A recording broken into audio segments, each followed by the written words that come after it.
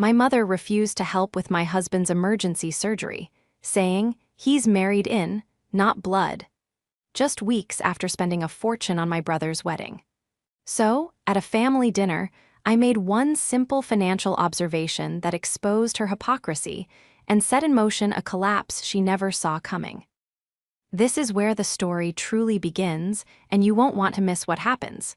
Make sure you're subscribed to see it through to the end. We're always curious. Where in the world are you all watching from today? Let us know in the comments. The sterile, chemical smell of the hospital waiting room was starting to seep into my clothes. I sat under the buzzing fluorescent lights, my hands clasped so tightly my knuckles were white. My husband, Nathan, was in surgery. It was supposed to be a simple appendectomy, a routine procedure, but it wasn't.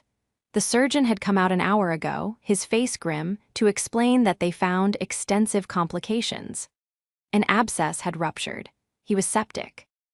The words emergency, complex, and critical echoed in the silence of my mind.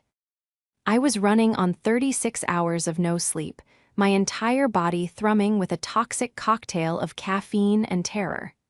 My job as a financial analyst meant I was good at calculating risk, but this wasn't a spreadsheet.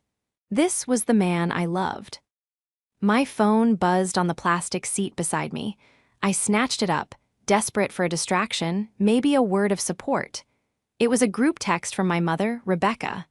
My thumb fumbled with the screen, opening it to a string of photos. My brother, Dominic, and his new wife were posing on a balcony overlooking the ocean. The photos were professionally done, gleaming with a post-honeymoon glow. Then came the messages from Mom. "Isn't this just perfect? Dominic says the 5-star resort in Bali is everything I promised him it would be. All paid for, of course. He deserves it." Another photo pinged through, this one of a receipt for a pair of designer watches. My mother's caption, "There's something special, wedding gift from me and Max. You only get one wedding like this." I stared at the screen, my vision blurring. The price tag on the watches alone would have covered our entire insurance deductible. The cost of that Bali honeymoon could have covered half of the projected hospital bill I was currently staring at on a crumpled intake form. Just 3 weeks ago, my parents, Max and Rebecca, had thrown Dominic a wedding that cost more than my house. They'd flown in orchids from Hawaii, hired a celebrity chef, and boasted to everyone about the no-expense-spared celebration for their precious son. Meanwhile, I was here, in a public hospital waiting room, trying to figure out if Nathan's insurance would cover a second, more complex operation. A cold, hard knot of dread was forming in my stomach, separate from the fear for Nathan's life. This was a financial dread, a sickening realization that we were on our own. I had to try. My hands were shaking as I dialed her number. She picked up on the second ring, her voice bright and breezy. "Lydia, did you see the photos? Isn't he handsome?" "Mom," I said, my voice cracking. "I'm at the hospital. It's Nathan." The line went quiet. I heard her sigh, a sound of pure inconvenience. "Oh, is he all right? Did he hurt his back again at that messy construction site?" Nathan was an architect, not a day laborer, but my mother always referred to his work with disdain. "No, Mom, it's bad. He had an appendectomy, but it was ruptured. He has sepsis. They're in surgery right now, and it's not good." "Oh dear. Well, these things happen," she said, her tone utterly detached. "Send him my best. I have to run. Dominic is about to call." "Mom, wait," I interrupted, the word tearing from my throat. "I need help. The insurance, it's not going to cover all of this. They're talking about specialized care, a long recovery. We don't have this kind of money right now. We just put our savings into his new firm." The silence that followed was heavy and cold. "Lydia," she finally said, her voice stripped of all its earlier warmth, "you are a financial analyst. Surely you planned for an emergency." "Not for this, not for tens of thousands of dollars you just spent. You just spent so much on the wedding. I thought maybe you and Dad could help us. Alone, even, just to get us through this." I heard her take a sharp breath. "Lydia, I'm going to stop you right there. Your father and I helped Dominic with his wedding. That is a family celebration, a joyful milestone. This is a private medical issue. Nathan is your husband. He's married in, not blood. It's your responsibility, not ours. The words hit me with the force of a physical blow. Not blood. He's your son-in-law, I whispered, tasting ash. He's family. It's not the same, and you know it. We have to protect our family's assets for our family. Dominic will have children, and we need to think of the future. I am sorry, Lydia, but our hands are tied. The line clicked. She had hung up. I sat there, the phone pressed to my ear, listening to the dial tone. The buzzing of the lights above me seemed to grow louder until it was a deafening roar. In that moment, staring at the photo of my brother's 5-star honeymoon, a cold, quiet clarity settled over me. The fear for Nathan was still there, a raging fire in my chest, but beside it, a new, harder emotion was being forged: resolve. My mother had just drawn a line in the sand, separating blood from family. She had no idea that I, her daughter, the financial analyst who managed her own numbers, also had access to their numbers. The betrayal was worse than the financial abandonment. It was the casual, cruel dismissal of the man I loved. The next 48 hours were a blur of antiseptic smells, hushed conversations with doctors, and the rhythmic beeping of machines. Nathan made it through the second surgery. He was stable, but weak, and the road ahead was going to be long. The surgeon explained that the sepsis had done more damage than they thought. He would be out of work for months, not weeks. As an architect just launching his own small firm, if he wasn't working, there was no income. The financial weight settled on my shoulders, heavy as a lead blanket. I finally left the hospital to go home, shower, and grab my laptop. I needed to start moving money, liquidating what few assets we had, and applying for a high-interest medical loan. As I walked into our quiet, empty apartment, the silence was overwhelming. I saw Nathan's drafting table by the window, a half-finished blueprint pinned to it. I traced the lines of the design with my finger, a wave of anger so potent it made me dizzy. My phone rang. It was my father, Max. A small, naive part of me flickered with hope. My father was the enabler, the wallet behind my mother's whims, but he was a softer man. Maybe he would understand. "Lydia," he said, his voice gruff. "Your mother told me about Nathan. Tough break." "Hi, Dad. Yeah, it's been rough." "Listen, sweetheart, I know you called your mother about money." He cleared his throat, a sound I recognized. This was the speech my mother had fed him. "We just can't, Lydia. We're overextended. The wedding, Dominic's new business venture. It all adds up. We're tapped out." Tapped out? My father's construction firm had just landed the city's new library contract, a deal worth millions. The lie was so lazy, so insulting, it took my breath away. "Tapped out," I repeated, my voice flat. "That's right, so you'll have to be resourceful. You're smart, Lydia. You'll figure it out." He was trying to sound encouraging, like a father teaching his kid to ride a bike. "Right," I said. The line was clear, the wall was up. "I understand. Thanks for calling, Dad." I hung up and opened my laptop. I wasn't just a financial analyst. For the last 5 years, at my father's request, I had been the one who managed my parents' personal investment portfolio. I was the one who set up their trusts, who filed their quarterly reports, who balanced the complex web of assets that funded their lavish lifestyle. My mother, the interior designer, thought she managed the family's social standing, and my father, the businessman, thought he managed the firm. But I was the one who managed the actual liquid wealth. I did it for free, of course, for family. I logged into the secure portal. I wasn't going to steal from them. I wasn't going to do anything illegal. I was just going to look. I was going to see exactly how tapped out they really were. The numbers loaded on the screen. Columns of assets, recent transactions, account balances. And there it was. The wedding, the wire transfers to vendors, the resort in Bali, the charge from the high-end jeweler. It was all there, a staggering sum, but that wasn't what caught my eye. It was a different line item. A repeating transfer, one I had set up myself years ago but had forgotten about. A monthly deposit into a trust account, an account I hadn't looked at in ages. An account that, I suddenly realized, had my name on it. I clicked it open. The balance was significant. It was a trust my grandfather had set up for me and Dominic to be paid out on his 70th birthday. But my father, in a moment of rare foresight after his business took off, had started funding it aggressively as a form of legacy planning. A tax shelter, really. I had set up the automatic transfers from his business account to this trust and forgotten. But they hadn't. My eyes scanned the transaction history. I saw the automatic monthly deposits, but then I saw something else, something recent, a withdrawal, a very large withdrawal.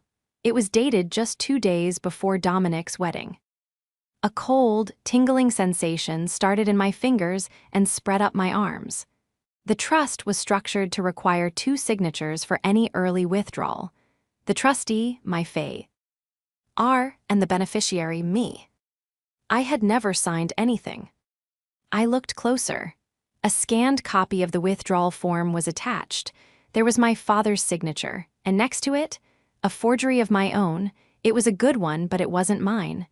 The loop on the L was too round. They hadn't just refused to help me. They had stolen from me.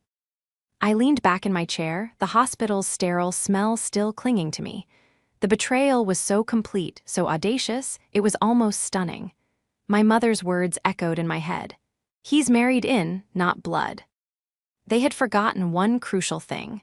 I was blood, and I was the one who knew where every single penny was buried. My mother, Rebecca, always lived by a simple code. Appearance is reality. Our childhood home wasn't just a house. It was a portfolio piece for her interior design business. A business that, as far as I could tell, consisted of endlessly redecorating her own home and my father's office. She was a woman built of sharp angles and expensive perfume, her kindness reserved exclusively for those who could elevate her social standing. I was a disappointment in that regard. I was quiet, good with numbers, and had no interest in her world of charity galas and country club politics. I went to a state school, got a practical degree, and married a man who worked with his hands. Nathan, an architect with a love for sustainable design and sawdust, was everything she wasn't: genuine, humble, and unimpressed by wealth. She despised him for it. Dominic, however, was her masterpiece. He was 2 years younger, effortlessly charming, and had his mother's expensive tastes. He'd skated through a private university on my father's dime, and his entrepreneurial career was a string of failed startups, each one quietly funded by a loan from my father, Max. Dominic was my mother's perfect accessory. He looked the part, he said the right things, and he reflected her perfect family back to the world. My entire life, I had been the one to sacrifice. I was the responsible one.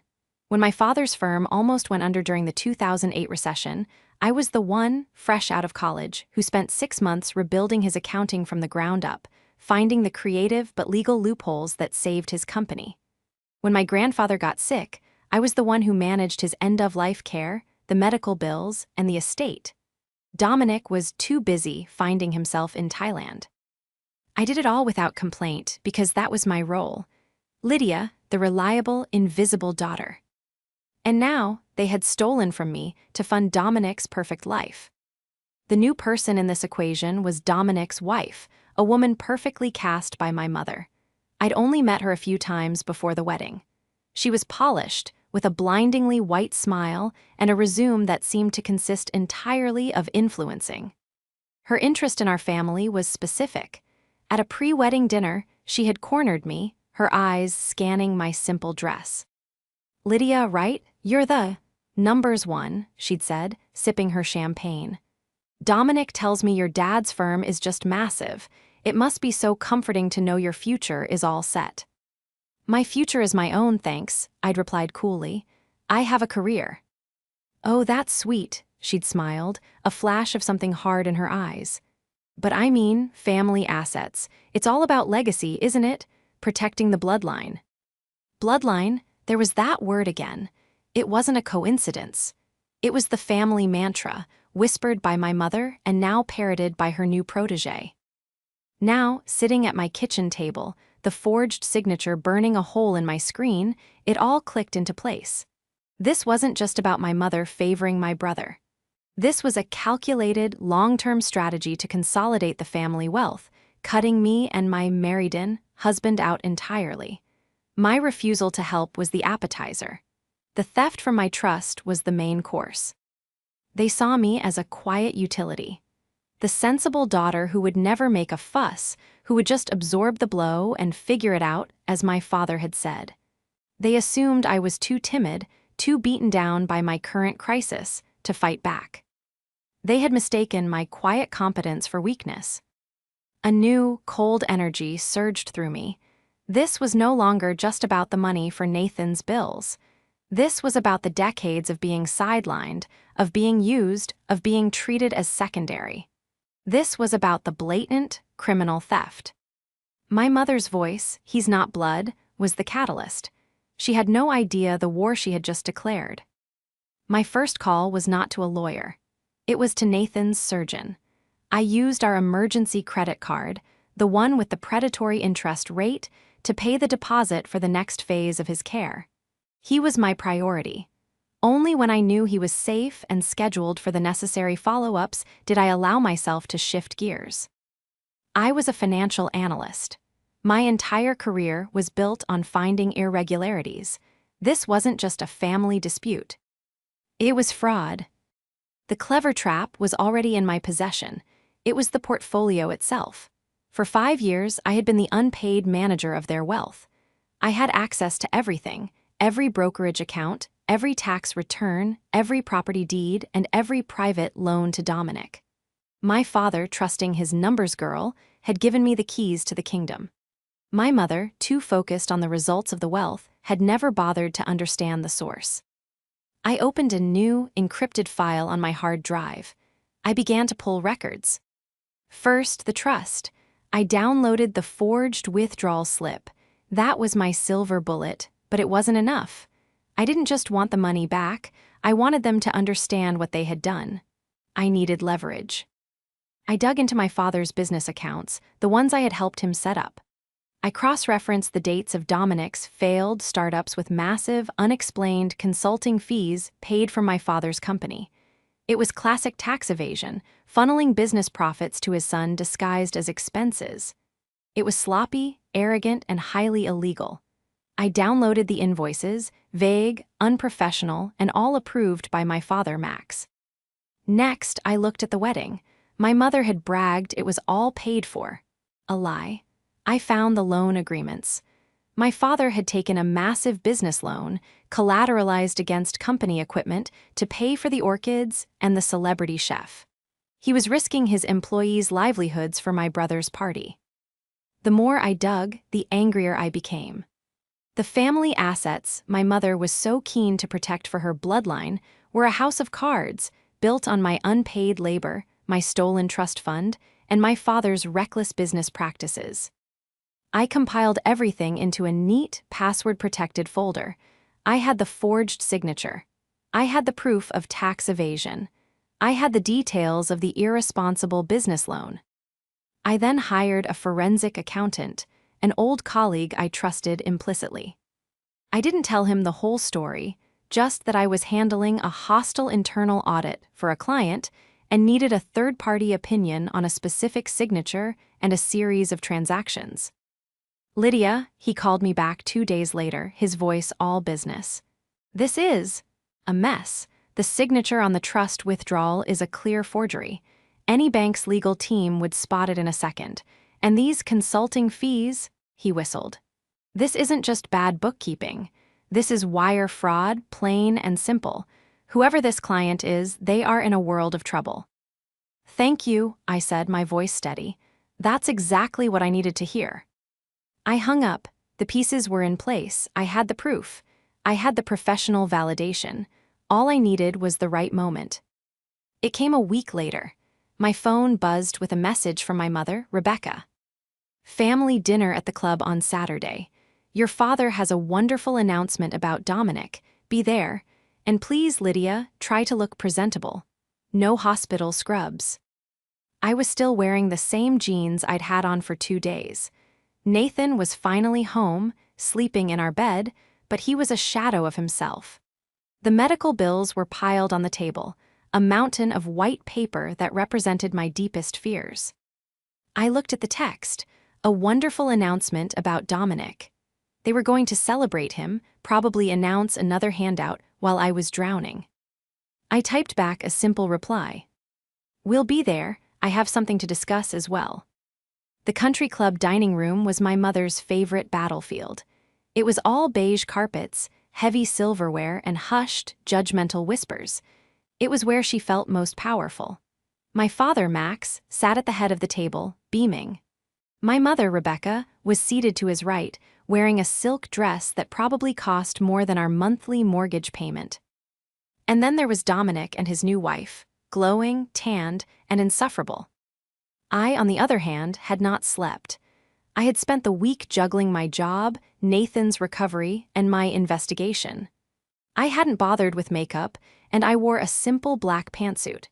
I knew my appearance was a silent act of defiance against my mother's presentable command. "Lydia, you made it," my mother said, her smile tight as she air-kissed the space near my cheek. "How is Nathan?" She said his name as if it were a distasteful word. "He's recovering. Slowly," I said, my voice flat. I sat down and placed my large, worn-work handbag firmly on the table. "Well, that's good," my father boomed, oblivious. "Now, to the good news. As you all know, your mother and I have always believed in Dominic, and his new wife has been such a wonderful influence." Dominic preened, patting his wife's hand. "Dominic has a brilliant new idea, an import-export business," Max continued. "And his mother and I are going to provide the seed capital to get it off the ground. We're making him a full partner in the family enterprise." His wife giggled. "Max and Rebecca have just been so generous. They're transferring the seed money tomorrow. We're just so grateful that they know how to take care of real family." The jab was so obvious, so venomous it hung in the air. My mother smiled, a look of smug satisfaction. I took a slow sip of water. "That's quite an announcement," I said, my voice cutting through the celebratory chatter. "A new business. That sounds expensive, especially after the wedding, and the honeymoon, and the watches." My father laughed nervously. "You have to spend money to make money, Lydia. You, of all people, should know that." "I do," I said.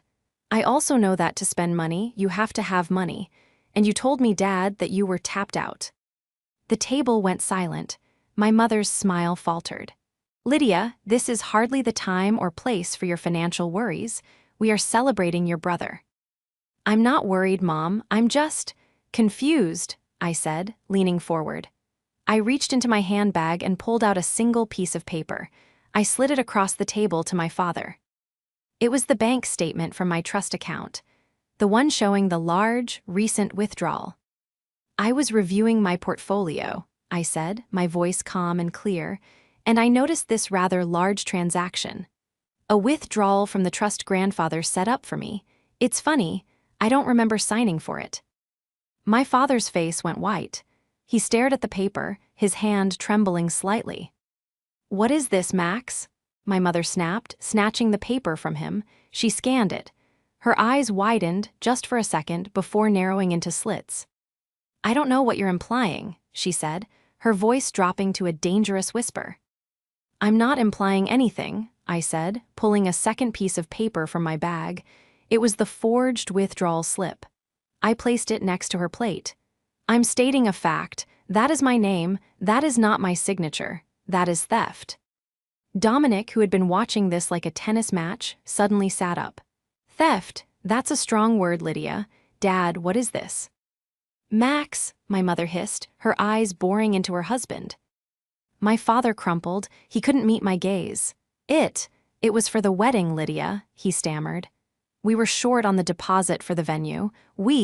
I thought you would understand. It was for your brother. I was going to pay it back." "You thought I would understand," I repeated, my voice rising, drawing the attention of the tables nearby. "You stole my money for his wedding, and then 3 weeks later, when my husband was in critical condition, you told me you were tapped out. Now, listen here," my mother cut in, her face a mask of fury. She grabbed the slip. This is a family matter. It was a loan, a simple administrative error. You are making a scene over nothing. A scene, I laughed, a harsh, dry sound. A forged signature is a felony, Mom, not an error. And that's just the beginning. My mother's eyes widened. She had thought this was my only card. She had underestimated me. What are you talking about? My father whispered, his face ashen. I'm talking, I said, loud enough for the surrounding tables to hear, about the consulting fees. The tens of thousands of dollars you've been funneling from your company to Dominic for his startups. The ones you've been writing off as business expenses. I looked directly at my father. That's not seed capital, Dad. That's tax fraud. My father looked like he'd been punched. Dominic's new wife stared at him, her manicured hand frozen on her champagne glass. You're lying, Dominic stammered, his charm evaporating.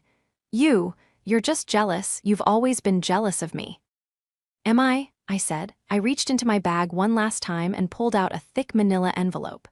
Here are the invoices, Dominic, the ones you submitted for market research while you were actually in Ibiza. And here, I said, sliding another document to my father, is the business loan you took out for the wedding, collateralized against the equipment your employees need to do their jobs. How long did you think you could hide this from the IRS? From your own partners? My mother stood up so fast her chair screeched on the floor. You, she seethed, pointing a shaking finger at me. You did this. You went snooping through our private files. You are trying to destroy this family. Destroy this family? I stood up to face her, my voice finally breaking with the full force of my betrayal.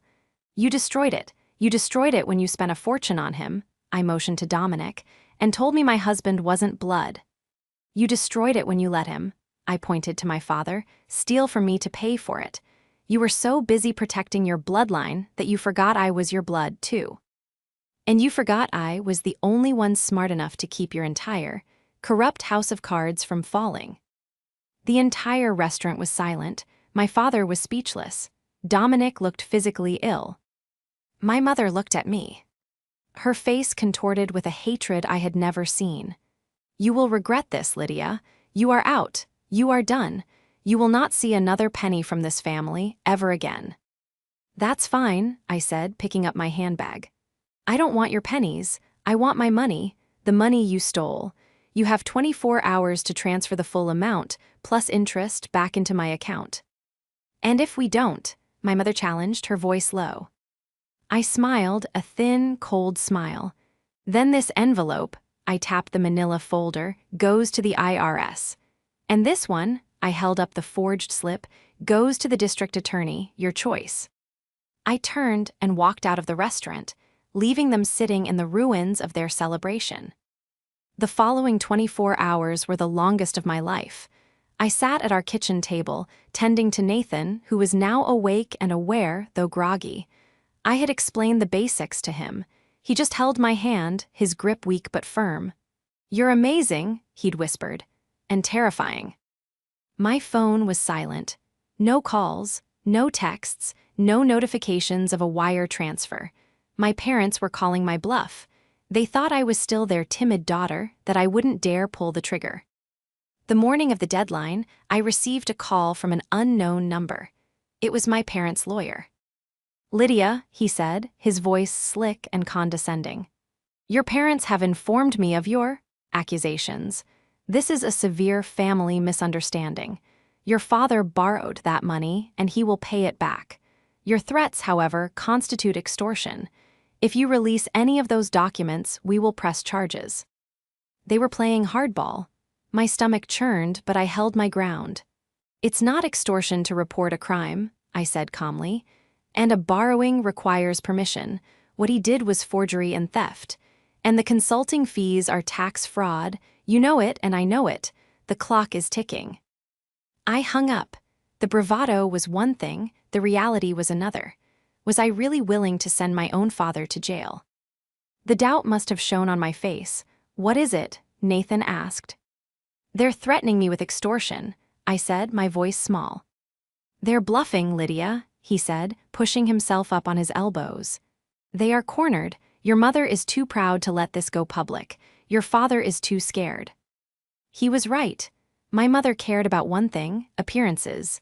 A public lawsuit, an IRS audit, it would be her social ruin. But the afternoon came and went. Still nothing. My resolve began to waver. Maybe they were just going to let it all burn down.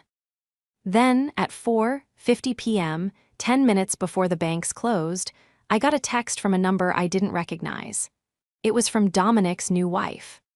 "He's a fraud. Your father's company is a mess. He lied to me. He said Dominic was a partner, not a parasite. I'm leaving him. I have copies of other invoices.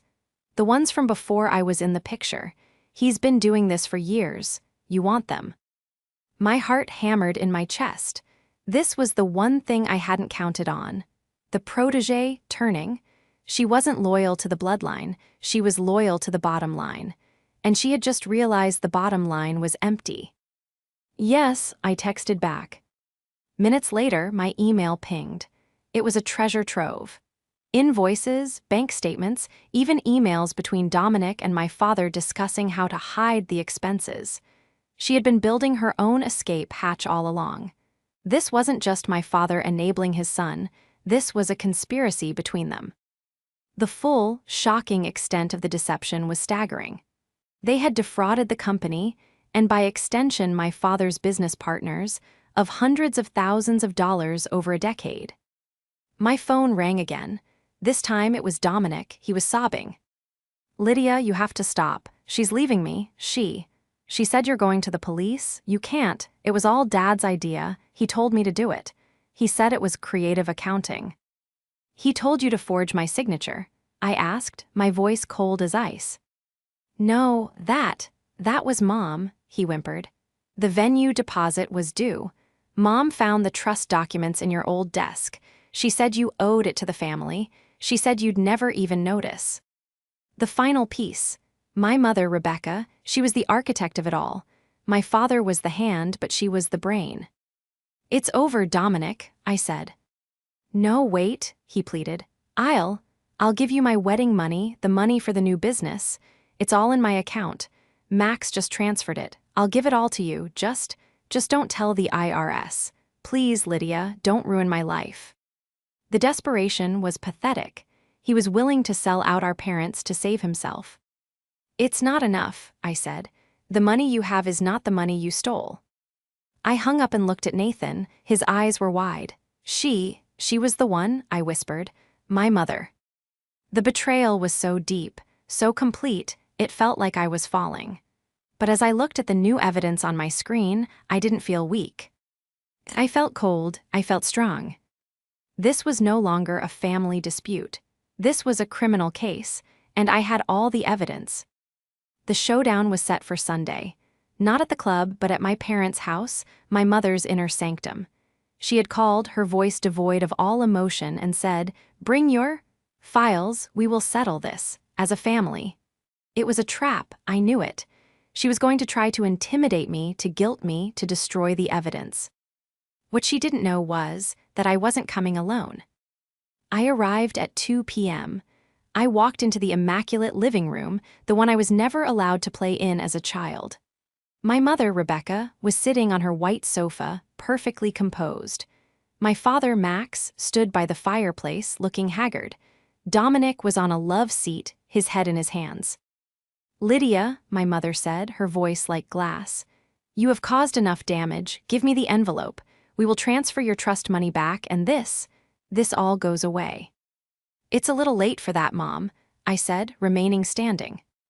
"Don't be dramatic," she snapped. "Your father made a mistake. He's your father. You will not destroy him over this." "He didn't make a mistake," I said, my voice filling the quiet room. "You all made a choice. You chose to steal from me. You chose to lie. You chose to value a party more than my husband's health." "He is not blood," she shrieked, her composure finally cracking. "He is an outsider. This is our money, our family." "And what am I, Mom?" I asked, stepping forward. "Am I not your blood?" You betrayed us," my father interjected, his voice hoarse. "Snooping, blackmailing." "Blackmailing," I repeated. "I call it an audit." "Give me the files, Lydia," my mother commanded, standing up. Now. I can't, I said simply. I don't have them. My father and mother exchanged a look of pure, panicked confusion. Dominic looked up. What do you mean you don't have them? Max sputtered. I mean, I already gave them to someone, I said. Someone who is much more interested in them than I am. As if on cue, the doorbell rang. My mother froze. Who is that? We're not expecting anyone. Oh, but I am, I said. I believe they're for you, Dad.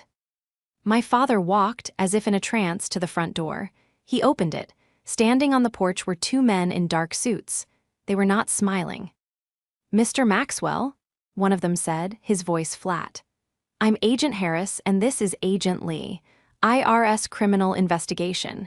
May we come in? We have some questions about a series of wire transfers from your business account. My father's legs seemed to give out. He gripped the door frame for support. My mother let out a sound, a high-pitched, strangled gasp. She turned to me, her face a mask of disbelief and pure hatred. You didn't. I did, I said, my voice shaking but clear. And that's not all. The doorbell rang again. This time, two uniformed police officers were standing behind the IRS agents. We're here, one of the officers said, looking past my father, for a Ms. Rebecca and Mr. Maxwell. We've received a formal complaint regarding bank fraud and forgery, along with a full confession from a witness. Dominic shot up from the couch. What? No, I didn't confess. Not you, Dominic, I said. I looked at my mother. I was able to get in touch with your wedding planner, the one you stiffed on the final bill. She was more than happy to provide a sworn affidavit that you told her, explicitly, that you had full control of my trust and would be using it for the deposit. She kept the emails. My mother, for the first time in her life, was silent. She looked at the IRS agents. She looked at the police officers. She looked at me. The reality of what I had done, the public, social, and legal ruin, crashed down on her. The agent spoke again.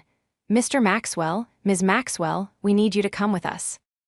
Daman looked, his face pale with terror. He saw his seed money, his partnership, his entire subsidized life evaporating. He looked at me, his eyes pleading. I just stared back, my face hard. As the officers stepped inside to escort my parents out, my father finally looked at me. There was no anger, just a look of profound, pathetic defeat. But my mother, Rebecca, was composed again. As they led her past me, she stopped. She leaned in close, her perfume washing over me. You are no daughter of mine, she whispered, her voice filled with venom. You're right, I whispered back. I'm Nathan's wife, and he is my family. I watched them walk out of the house they loved more than me, the public spectacle of their downfall just beginning. The house of cards had fallen. The fallout was immediate and catastrophic. The IRS investigation, fueled by the evidence I and Dominic's ex-wife provided, was swift. They uncovered years of fraud. My father's business partners, furious at the deception and the risk he had exposed them to, sued him. The company was forced into receivership and D eventually liquidated to pay the massive tax liens and fines. My father, Max, in exchange for his testimony against my mother, received a lighter sentence, 5 years of probation and community service. He lost everything. My mother, Rebecca, was not so lucky. The combination of the forgery, the wire fraud, and her clear role as the mastermind earned her a 2-year prison sentence. Her social world vanished overnight. Her friends treated her like a pariah. The day she was sentenced, she stared at me in the courtroom, her eyes empty. She had built her entire world on a lie, and the truth had cost her everything. Dominic, in a desperate attempt to save himself, had cooperated fully. He avoided jail time but was left with nothing, no trust fund, no seed money, and a reputation that made him unemployable. His wife, true to her word, had filed for divorce the day after the confrontation and was long gone.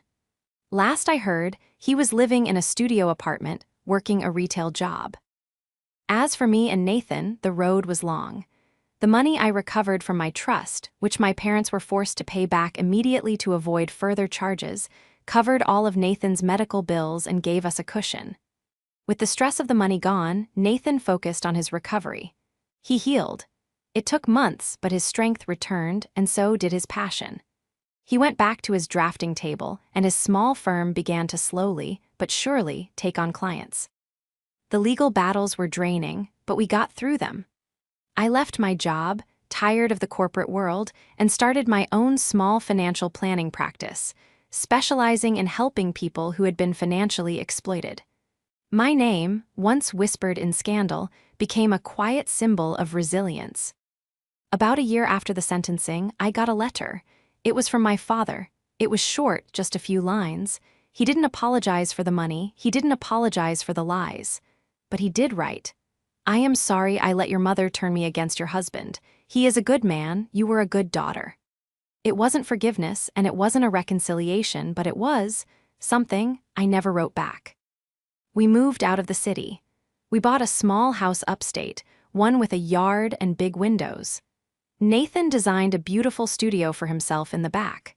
Our lives became quiet, defined not by wealth or appearances, but by the simple, steady act of choosing each other every day. Sometimes I think about that night at the country club, the feel of the manila envelope in my bag. I had gone in wanting justice for my husband. I had walked out having dismantled an entire toxic dynasty. My mother was right about one thing: blood is powerful. She just never realized that the person who shared her blood would be the one to hold her accountable. We had found our peace, not by inheriting a legacy, but by building our own.